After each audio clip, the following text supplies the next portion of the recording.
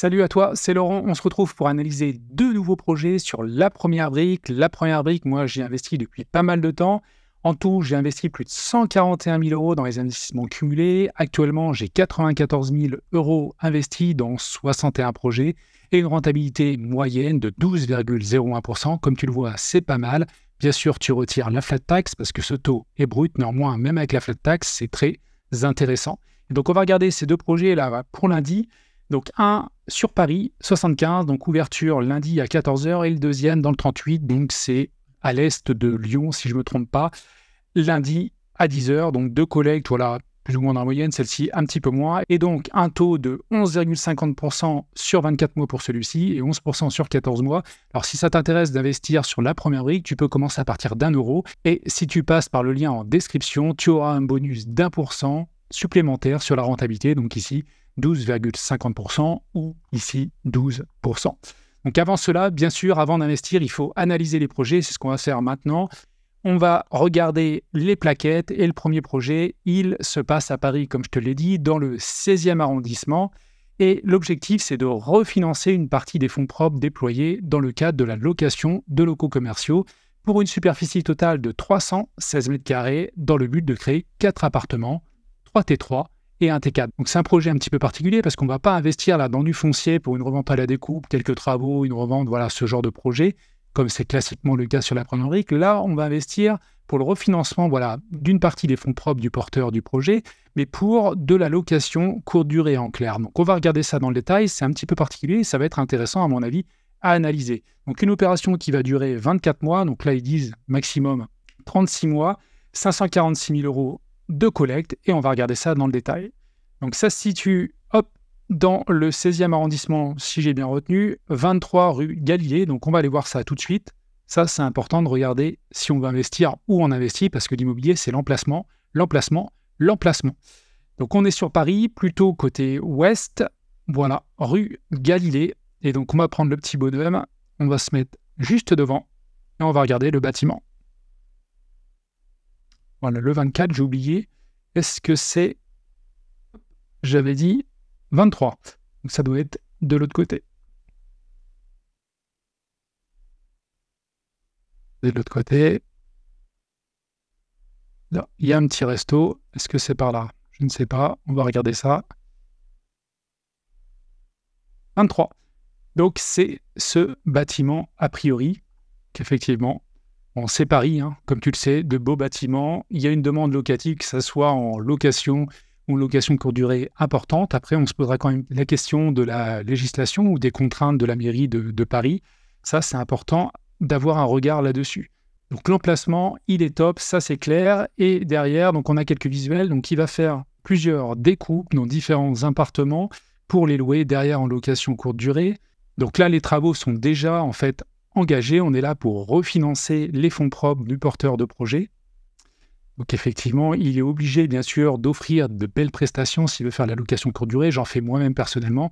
Obligatoirement, il faut des biens vraiment très bien rénovés, confortables, avec de beaux équipements. C'est indispensable. Donc c'est quand même une première ce projet parce que là, tu vois, normalement, on est habitué de voir l'achat du foncier. Donc là, lui, il a déjà acheté. Il a déjà fait une partie des travaux. Donc là, lui, ce qu'il veut, c'est se refinancer derrière pour sûrement repartir sur d'autres projets. Et nous, on serait rémunérés donc à partir des loyers. Donc, il envisage donc des loyers sur 36 mois, 562 000 euros. Charges locatives obligatoirement. Alors, est-ce que c'est les frais, est-ce qu'ils passent par une agence particulière, par Airbnb, Booking, Abritel, je ne sais pas. Ça, on pourrait peut-être regarder tout à l'heure. Frais d'agence, alors est-ce qu'ils délèguent directement dans une agence ou est-ce que c'est des frais de conciergerie, peut-être. Bon, quoi qu'il en soit, 40% du projet, donc c'est tout cela. Après, donc les travaux de réhabilitation, 630 000 euros, donc 37%, donc c'est pas anodin. C'est une belle ligne. Les frais d'exploitation, les frais de conciergerie, ils sont là, donc très important, obligatoirement. Sur 4 appartements, de toutes les manières, si tu ne veux pas être esclave, voilà, de tes investissements et de ce type de location, obligatoirement, tu dois déléguer la blanchisserie, le ménage, et ça, c'est indispensable de le faire. Et les frais première brique, 137 000 euros, 7% du projet, ça reste quand même correct. Effectivement, parce que le projet est conséquent. 1 700 000, c'est pas anodin. Et donc, on a l'appartement T4 où on aura donc en exploitation 45 000. On regardera le prix de la nuitée tout à l'heure. Et 3 appartements T3, là aussi. Alors, il part sur une stratégie de 26 nuitées par mois. C'est pas négligeable, clairement. Moi, je suis un petit peu plus, mais j'ai un petit studio effectivement en optimisant. Mais 26 nuitées, il faut vraiment clairement optimiser ses annonces, optimiser le référencement pour vraiment d'avoir des biens qui se louent le plus possible. Parce que souvent, on arrive rapidement à avoir des trous. Après, je ne sais pas s'il va louer une nuit minimum. Ça m'étonnerait quand même sur ce type de bien parce qu'après, les charges de ménage sont trop conséquentes. Quoi qu'il en soit, on va regarder si on a des éléments là-dessus. Au global, 2 100 000 de chiffre d'affaires et puis une marge avant impôt de 412 000 €, 20%. L'impôt sur la société, bon, après, ça, c'est sa partie. Lui, il aura une marge nette de 302 000 €. Quoi qu'il en soit, 20%, ça reste intéressant. Néanmoins, c'est à relativiser. Il faut qu'on analyse un peu plus profondément parce que c'est un projet quand même particulier et pas standard sur la première brique et généralement en crowdfunding immobilier. On va descendre un petit peu. Alors, je cherche s'il y a des données, notamment sur le prix des nuitées. On va regarder ça. Là, il propose donc des appartements similaires. Voilà, 840 € la nuitée. C'est énorme. 790 € la nuitée. T4, T3. Enfin, c'est pas donné clairement à Paris. Et donc, il indique que dans le cadre de l'opération, le prix moyen de la nuit pour les appartements T3 est de 520 € et de 690 € pour le T4. Moi, ça me paraît relativement cohérent vu la zone. Voilà, à voir derrière si c'est à respecter. Alors, effectivement, l'année prochaine, en plus, c'est une année à Jeux Olympiques. Donc là, il ne va pas avoir de mal, à mon avis, à louer sur cette période-là. Après, ça reste que globalement 1 mois, peut-être 2 mois avec les préparations avant. Mais après, voilà, je pense qu'on est globalement dans les prix du marché sur Paris. Alors après, j'ai toujours une petite inquiétude vis-à-vis de, voilà, des règles que la mairie de Paris pourrait amener. Alors par contre, là, je pense qu'il est vraiment dans le statut des logements commerciaux. Il n'est pas sur des biens à usage d'habitation qu'il peut louer, parce que ça, sur Paris, c'est clairement bloqué. Donc là, il est vraiment sur des biens de type, alors je ne sais plus le terme, mais c'est commercial. Donc le porteur de projet, Charles Nouboué, entrepreneur et marchand de biens avec 2 ans d'ancienneté. Et on va regarder, alors après, il y a la société qui a été créée il y a combien de temps? Est-ce que c'est noté? Et en 2021. Donc, elle a 2 ans.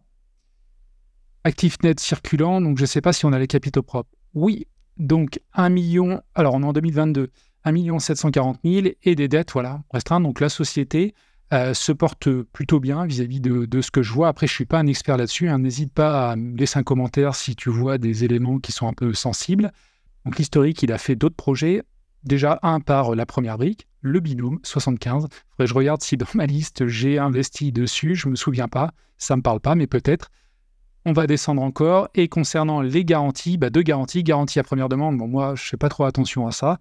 C'est un plus, mais clairement, c'est plus une garantie sur la société. Et moi, ce que je recherche, une garantie sur le bien.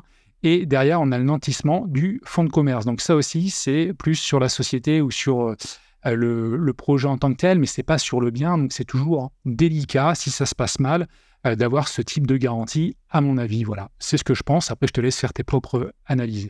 Donc on va descendre un petit peu. Les garanties, ça, ils remettent un petit peu le bilan de la société. Et on va descendre un petit peu. Alors effectivement, il a mis pas mal de billes, pas 50%, mais peut-être un 40-45%. Donc ça, c'est bien. Et la première brique qui refinance donc 546 000 €. Alors c'est toujours délicat ce type de refinancement parce que le projet est déjà en cours, tu interviens au milieu et c'est difficile en fait d'avoir tous les éléments. Donc moi, ce qui me gêne un petit peu, c'est que c'est des projets de ce type-là. Je ne les maîtrise pas globalement. C'est un petit peu particulier, donc ça ne veut pas dire qu'il ne faut pas investir dessus. Alors, vis-à-vis des garanties, je trouve que les garanties ne sont pas top. Après, le projet peut être bon, mais clairement, il faut analyser la demande locative vis-à-vis de Paris en location courte durée. Et puis, bien maîtriser où on en est du projet, parce qu'il y a une partie qui est faite, l'autre partie qui arrive. Ce n'est pas si simple que ça de s'y retrouver, à mon avis. Donc voilà pour ce projet, collecte 546 000 €, durée de financement globalement 24 mois, a priori. Et ticket d'entrée, 1% minimum. Maintenant, on va passer au deuxième projet. Le deuxième projet, on va remonter un petit peu. Il se passe donc dans le département 38. Il se situe à La Tour du Pin. Et là, c'est un projet un peu plus standard. Le projet consiste en l'achat d'un ensemble immobilier d'une superficie totale de 618 m² dans le but de le diviser en 11 lots. En ce sens, des travaux de ce compteur ont déjà été réalisés. Donc là encore, sauf erreur de ma part, c'est une opération de refinancement parce que le projet est déjà lancé et on va devoir refinancer une partie des fonds propres du porteur de projet si je ne me trouve pas. Voilà. Notre intervention consiste à refinancer une partie du stock afin de libérer des liquidités pour l'opérateur pour permettre le financement des travaux dans une autre opération. Donc là, c'est un peu le jeu de chaise musicale. C'est pas standard quand même comme projet. Donc là, derrière, il y a une marge de 16%. On verra, c'est pas mal. On a vu clairement mieux. Et par contre, à date, l'opération est pré-commercialisée à hauteur de 73%. Donc ça, c'est un petit peu normal parce que le projet est déjà lancé. On est dans une opération de refinancement. Donc c'est assez logique qu'il y ait déjà des lots de vendus, voire même sous promesse de vente. Donc là, vis-à-vis de ce projet, je vais fermer ça. 222 000 €. Donc la collecte est moins importante. 11% de rendement, 8 mois. Donc c'est relativement court. C'est pas étonnant parce que le projet donc, est dès l'achat lancé, mais j'en ai déjà parlé. Et donc, ça se situe pas loin de Lyon. Au nord de Grenoble, il y a Valence ici. On va regarder le lieu, donc 17 rue d'Italie. Alors, on va aller voir sur Google Maps. Alors, ça se situe ici, rue d'Italie. On va zoomer un petit peu et on va aller voir la rue. Donc, je vais prendre le petit bonhomme. On va aller devant le bien.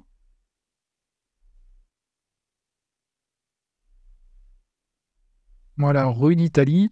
Alors, j'ai oublié le numéro. On va aller vérifier ça. C'est le 17. On va essayer de trouver ça. Alors,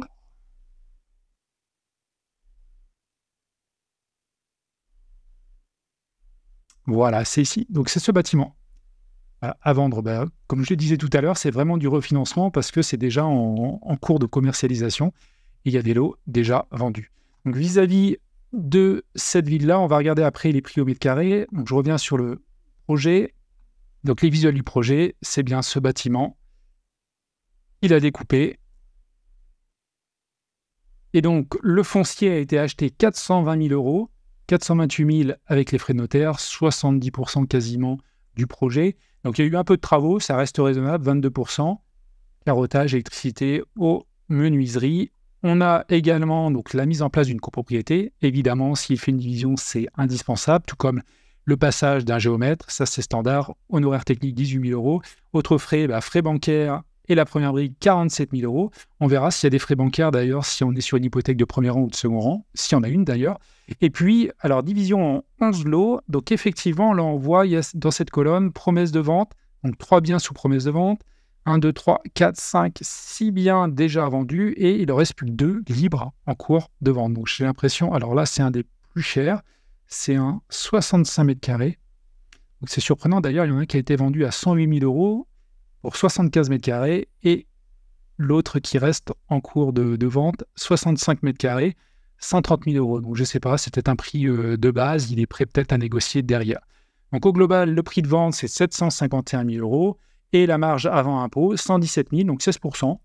C'est pas mal, mais c'est pas non plus énorme, sachant que voilà, la durée cible c'est de 8 mois, le projet est déjà lancé, donc c'est probable que la durée cible soit plus courte clairement.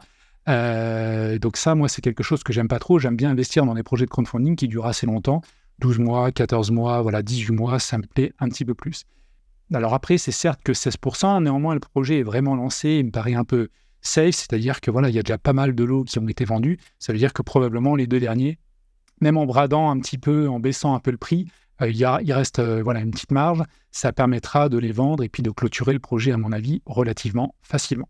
Donc on descend un petit peu, les travaux, donc on a vu ça, commercialisation, donc on l'a vu, et hop, et donc je voulais voir le prix au mètre carré, donc le prix de sortie vraiment hyper bas, 1 478 € le mètre carré, le prix le plus bas c'est 1 611, donc on va les regarder quand même sur meilleurs agents. Donc pour les appartements, voilà, ils sont à 1 544 au plus bas, donc effectivement on est dans la fourchette basse, donc ça c'est une bonne chose, et ça ne m'étonne pas que ça parte comme des petits pains. Si ça a été rénové également, c'est pas étonnant. D'ailleurs, on peut regarder aussi l'évolution voilà, du prix de l'immobilier sur cette commune. Il y a maison et appartement, donc ça c'est marrant parce que comme souvent, le prix des maisons il reste toujours en croissance. Par contre, il y a voilà, un certain ralentissement sur les appartements. Et depuis un an, le marché est un petit peu en baisse, moins 5%, donc c'est pas anodin quand même. Néanmoins, vu le prix de sortie voilà, du projet, ça se vend bien, donc pas d'inquiétude là-dessus. Donc on continue, le porteur de projet, 58 ans, 3 années d'expérience dans le métier, plusieurs projets finalisés. Donc il a sa boîte. Alors les capitaux propres en 2022, 78 000 € et les dettes, 1 70 000, ça veut dire que voilà, il y a un rapport de 1 à 10. Donc c'est quand même une boîte assez endettée. Ça ne m'étonne pas qu'il cherche à se refinancer il doit jongler entre pas mal de projets. Qu'on continue un petit peu, un petit historique de projet. Alors je ne sais pas si ce projet-là, il est passé par la première brique, a priori, non. Et on va descendre, donc les garanties, ça c'est essentiel, hein. L'objectif du crowdfunding, c'est déjà de ne pas perdre ton capital. Ça, c'est la base. Et donc, concernant les garanties, caution personnelle, on laisse de côté, comme d'habitude. Tu sais très bien comment je fonctionne. Garantie à première demande, même chose, c'est sur la société. Hypothèque de premier rang inscrite, donc ça, c'est bien. Par contre, ce qui est délicat, c'est qu'il y a une collecte de 222 000 euros. Le bien, on est à peu près à 450 000 de foncier. Le problème, c'est qu'il y a déjà 6 lots de vendus. Donc, on peut dire qu'il reste à peu près 200 000 en fait, d'appartements de rentrée d'argent sur les 5 derniers lots à vendre. Donc, globalement, on est à peu près sur une couverture hypothécaire de 100%, on va dire 90%, donc c'est pas mal. Donc, l'hypothèque de premier rang aussi, c'est positif, d'autant que on voit bien que le prix de sortie est intéressant, ça c'est clair. Le rendement, 11%, donc ça c'est bien. Et les 6 derniers lots devraient être vendus. Même si le marché immobilier local est un petit peu en baisse sur les appartements, on voit bien que ça devrait partir sans tant de problème. Donc, c'est un projet assez intéressant, plus intéressant à mon sens que l'autre, pas plus simple, plus standard. Néanmoins, ça reste toujours des opérations de refinancement, pas toujours simples en fait, à analyser. Quoi qu'il en soit, n'hésite pas à me faire des petits commentaires, juste en dessous. Donc, voilà ce qu'on pouvait dire sur le projet. Écoute, je te dis à la prochaine. Ciao!